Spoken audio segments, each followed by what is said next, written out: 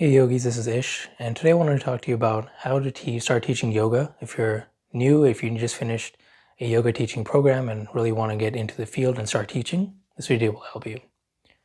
So if you've recently completed a training and you don't know where to start, oftentimes many studios will offer community classes or different substitute classes where the new teachers can actually teach there. So that's what happened in my particular studio. I had done a particular 200-hour training in that studio, and then later the owner of the studio asked me if I wanted to teach in one of their community classes.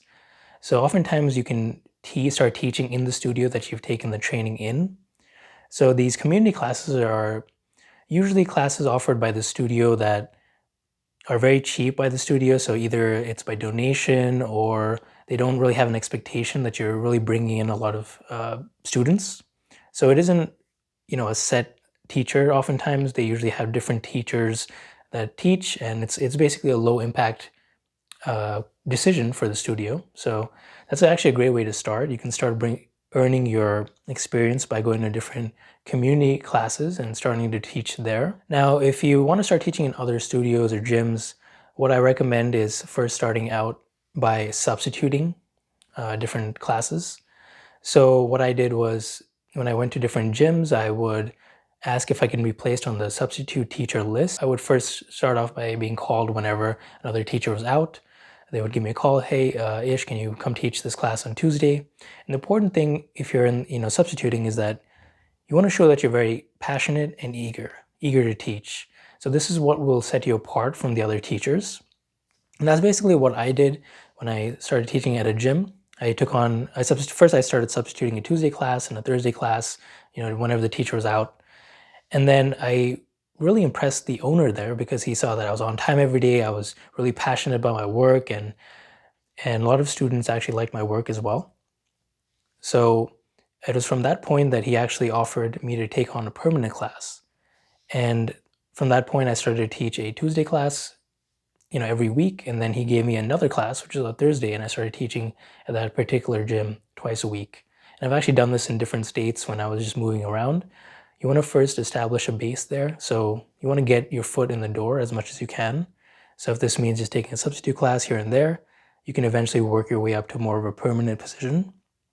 Of course, you can always go straight to the permanent class if you're well connected in the studio. But if you're newer, I would recommend just starting off slow because that could be a lot of pressure all at once. And another thing is also just networking with the people that you took your training with and just the yoga community in general. So oftentimes when I've taken classes at different studios as a student, I got to know the teachers that were teaching there.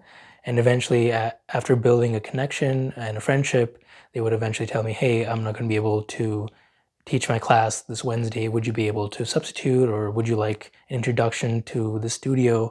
And they would often help each other out and help me out as well. So those are, a couple of tips there. And once you've actually landed your first teaching gig, you're probably really nervous, right? So that's completely, normal. And one thing that I would one advice that I would give you is that if you are, substituting or just starting off slow, it's just a no pressure situation. So I recommend, community classes or substituting at a gym or even a studio just to kind of get your foot in the door and know that there's no real expectations on you. It's kind of just in your head. And if you're really passionate about teaching and bring that energy, that kind of energy will transmit to your students as well. So they're not really noticing your imperfections or how nervous you are. And I would also recommend coming prepared. So if you have, a sheet of paper, with your notes as well, you can sequence your class and don't feel, worried that other people are seeing that you have notes and you're inexperienced. A lot of experienced teachers actually do that. So just having notes and being prepared is important, but you really need to get yourself out there, and the first couple of times you'll be super nervous, but after a while you'll kind of get the hang of things, and eventually you'll actually be able to teach off the fly and not using any notes at all. And that's always pretty cool when that happens.